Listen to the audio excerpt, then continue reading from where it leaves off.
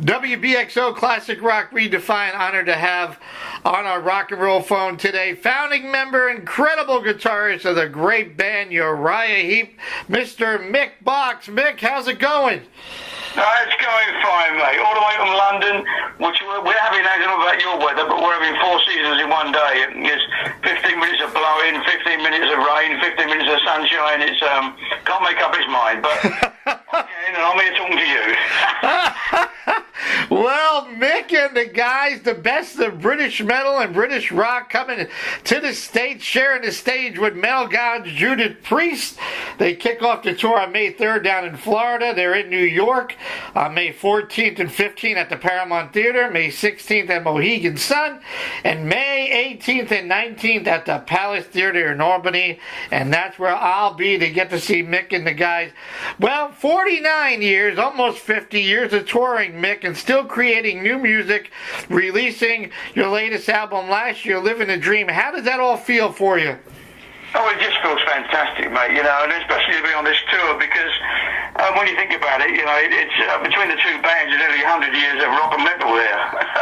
Yeah. On stage, and the good thing about it is, of course, Judas Priest have got an album out called Firepower, which people are saying is one of the best of their career, and we've got an album out called Living the Dream, which people are saying is the best of our career, so, it's a great rock show, you can't get any better than that in our eyes. Yeah, absolutely. I love Firepower, and I love a bunch of your tracks on Living the Dream, Crazed by Heaven. I think my favorite so far is Take Away My Soul. I mean, that is a killer. That's great, because that's one we certainly will be playing when you come and see us. Good. Nah, listening to the album, I still hear that signature classic Heep sound, very hard rock, lots of Hammond keyboards, awesome harmonies, lots of energy and power. I mean, I'm looking forward to it.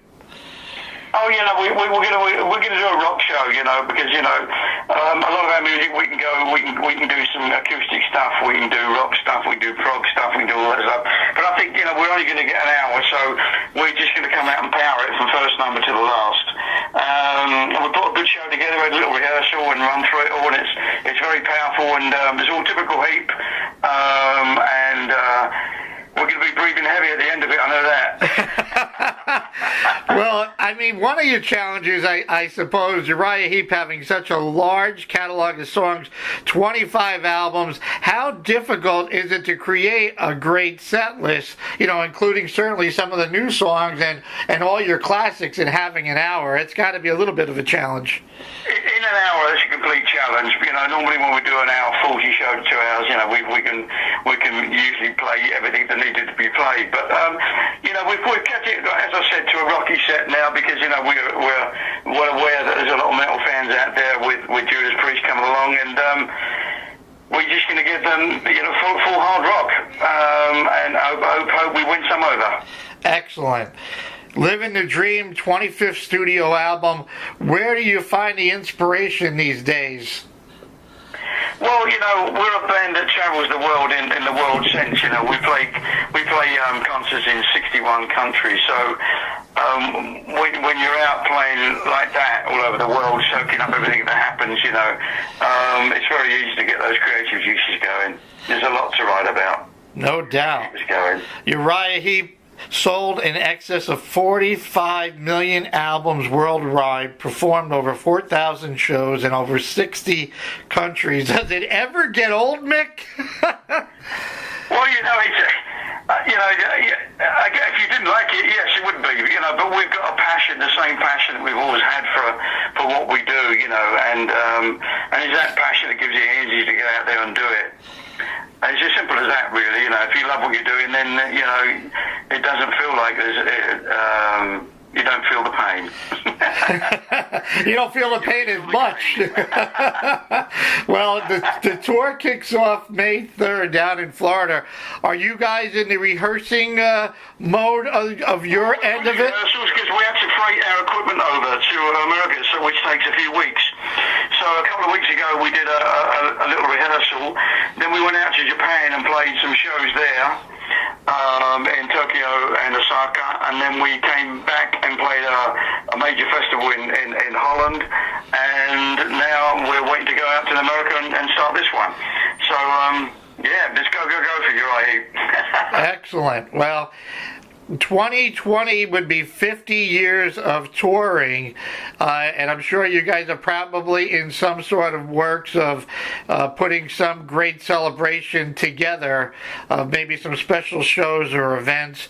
And there's a lot put on our manager's table at the moment that he's sifting through to make, to see if a lot of it's viable and doable. Yeah, I mean, I guess it would be really cool to see some of the former members show up on a show with you guys for at least a show or two. We've done that before, to be honest, and we've kind of exhausted that one. Okay. We used to do a thing called the Magician's Birthday every year and invite, old members up and stuff like that. But we've kind of grown out of that now. But saying that, just recently I got our old drummer up, Lee Kerslake, when we played London, and he came up and sang Lady in Black with us, which is a real thrill, because he's suffering some really health issues there that are not very nice. So it was good to see him back on stage with us for one number. Yeah, absolutely. That's got to be an inspiration in itself. I mean, it's like, the guys from Priest having Glenn come on stage for a show or two. Yeah, those things are magical, and it's great when they happen, and I think the fans really appreciate that too. When you go in to create another album, Mick, you're up to number 25. Do you guys all go into studio, or do you send WAV files back and forth to each other? How does that magic work? No. But basically, when the time comes to recording, I write, so I'm a writer, so I write every day, whether it be something lyrically or on guitar or something, on a blog or whatever. I can continually write in. So does our keyboard player, who's my writing partner, Phil Lanson, and we get together. He got all his keyboard parts together. I got all my guitar riffs and ideas. We put them together and formulate them. Then we play them to the boys, and sometimes they're in the bin in 30 seconds, and sometimes the guys go, I really like that one, and so we work on that. And then we'll go into rehearsals and just rehearse it up. And then we do everything in the studio as a bandmate. We don't even use a click track half the time. Because that's how we used to do it back in the 70s, and that's why that music has endured and has stood the test of time. And so we went back to the old school way of doing it, all in the same room, same time, the band on one pulse. And I think it comes through in the grooves, and the feel of what you listen to in the end result. Yeah, absolutely. I mean, I talking to other musicians, some they don't get together, they like to take advantage of the technology, but I would always think, and I'm not a musician, I would always think that you want everybody in the studio in case somebody says, hey, Mick, try this, or Phil, try that. Exactly, you want to see the white in their eyes, and occasionally somebody will do something, and you just intrinsically follow it, and there's a little bit of magic there that you keep.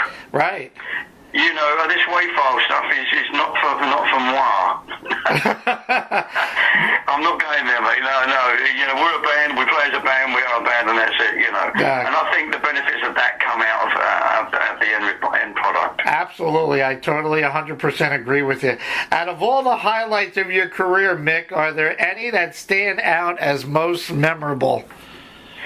Well, I think I'd have to say one special one would be when we were the first Western rock band to go and play in Russia in December 1987, and Glasnost were formed, and they sent us the official letter, and I think Gorbachev and Reagan were having peace talks. Goodness knows how that ended up.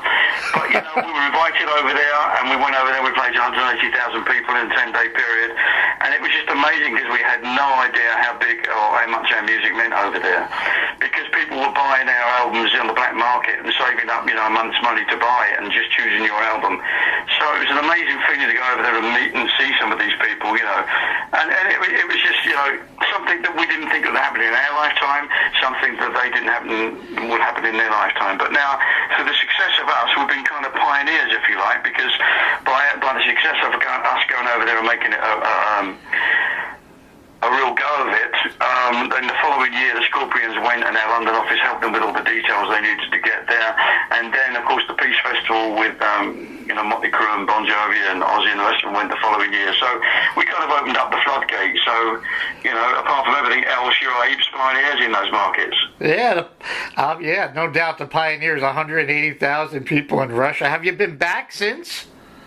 Oh, many times. Yeah, with the following year, we went and did a 5-week tour there, which was just absolutely incredible. We went right through all the way up to I can't even. I've had it Rostock, and there's another place beyond that called Petropavlovsky or something like that. you need to drink half a bottle of vodka being that talk. To be honest. And anyway, we went right across Siberia, and we were playing shows where they'd never had them before. You know, so it was a challenge after challenge after challenge after challenge. But we did it, and you know, the end result was, you know, if you look at the people's faces, you know, people crying when you're playing certain songs like July Morning, that meant so much to them in their life, and brought happiness into a very not a good life, if you like, you know, but the music got them through. And then to see us playing it live was too much for them, you know. So it was wonderful. I mean, we didn't realise how big we were. I mean, we used to walk into restaurants and everybody would stand up and applaud you and stuff like that, you know. And they'd have a string quartet playing some of your songs in the corner. You know, it was mad stuff. But it just shows you the power of music, my friends. You know, in a country that doesn't allow it in, it got through. and continues to do so. That is pretty cool. It had to be a really cool experience to be on stage and seeing these folks, knowing, being familiar with your music and really emotionally getting down. Yeah, music heals all wounds and puts a smile on everybody's face. Yes, you guys are definitely rock and roll pioneers, and we are looking forward to seeing you. I'm looking forward to seeing you up in Albany at the Palace Theater. All the tickets are available. Mick, no slowing down, right, my man? No slowing down. No slowing down, no. I've always said that a happy band is a working band, and our band smiles a lot. Well, I hope you enjoyed the chat as much as I did. I'm looking forward to seeing you guys rock. Thanks very much for your support too, mate. Okay, my man. Mick Boxer, the great Uriah Heep, getting ready to go on tour with Judas Priest. Always a pleasure to have Mick on the line. Go get their album, Living the Dream. It's great. I'm going to keep on playing tracks. I love Take Away My Soul, and as Mick said, it's going to be part of the set list, so we're looking forward to it. Only on the Pat Show. Thank you, Mick. WBXO. Happy days, my friend. Thank you very much. Keep on rocking. WBXO, we are classic rock, and we are redefined.